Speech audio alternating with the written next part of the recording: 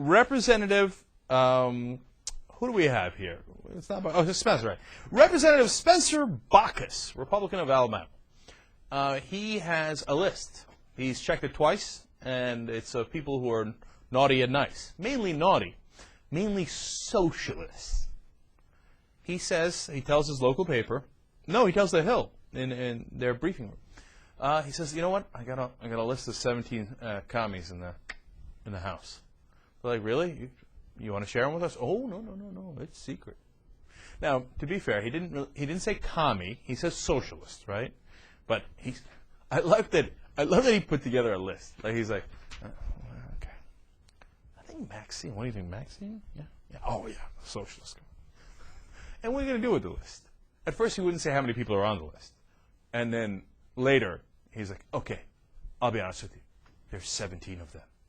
Who do you turn the list into? Do you turn them into the teabag parties, or what do you do? Are you President Obama? I hate to tell you this, but I found 17 socialists. Here they are. Here's their names. First of all, I'll name you a socialist, Bernie Sanders, because he says he's a socialist. Okay, but he's in the Senate, so I guess he didn't make the list of 17, presumably Democrats. I don't think he's got any Republicans on his list. All right, so let's get to the core issue here, because this thing keeps coming up over and over again. Socialist, right? Can anyone really discern the difference between socialists and capitalists these days? Like, if you say to me, I know the difference between communist and capitalist, yeah, sure. Communist, the state owns all the property. There is no private property, right? Capitalist is, roughly the system that we have, where there's private property, but the government is basically the ref, where the government makes the rules so that everybody plays in a fair game, all right, and competition, etc. And socialist is presumably, where the government is more involved with the economy and overall, right? But where do you draw the line? So where does it slip over from, hey, the government is a fair rule maker, to the government is making too many rules? Or the government should be involved in Social Security, but they definitely shouldn't be involved in health care. They should be involved in the police, but they shouldn't be involved with the Army. No, wait, they should be involved with the Army. Do you see what I'm saying?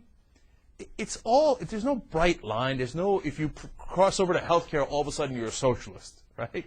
Like you sound the siren, okay. Representative Baucus is making a list. He's got 17 now. When do you cross the line, Representative Baucus? That's what I'd like to know. Now, the real question for people who are thinking in this country is, where does the government make more sense to be involved, and where does it make less sense? So let's all get together and try to find out where the reasonable bounds are. If it turns out that there's too much inefficiency in the healthcare system and the profit motive is driving up costs far too much in healthcare, now the profit motive could drive costs down as well, right? But if there's an inefficiency and we think the government can handle it better, let's make a decision. And maybe we think it can't, right? But let's have a rational conversation about it and not be like, okay, these are the good guys and these are the socialists. Oh my God, they want to give healthcare to people. Okay, and because if you break down this absurdity, couldn't you say, look at these socialists. They got these cops and these firemen that go around putting out fires for everybody. A bunch of commies. Look, if you paid into the system, we'll rescue your burning house. But if you didn't, sad day, roast in that house. No, obviously government handles some things better because we handle certain things better as a community than we do individually. But not all things. So what we need to do is have a rational discussion about which one falls into which category. Instead of doing these stupid things that all the conservatives are doing now, just calling out names like kids, socialist, communist, Marxist. Do any of them even know the distinction between those three things? Well, the fact that they keep throwing in fascist, which is on the opposite end of the political spectrum, but they don't seem to get that, right? So I'm not interested in Representative Baucus's list. And the guys who put together a list like that are generally, one, dangerous, usually. Okay, but thank God they're not in power, so they can't really do anything with that list. And number two, they're usually idiots. Okay? All right. Congratulations. In your mind, you have found some socialist, according to your interpretation in the Congress. Wow. That should really change things up.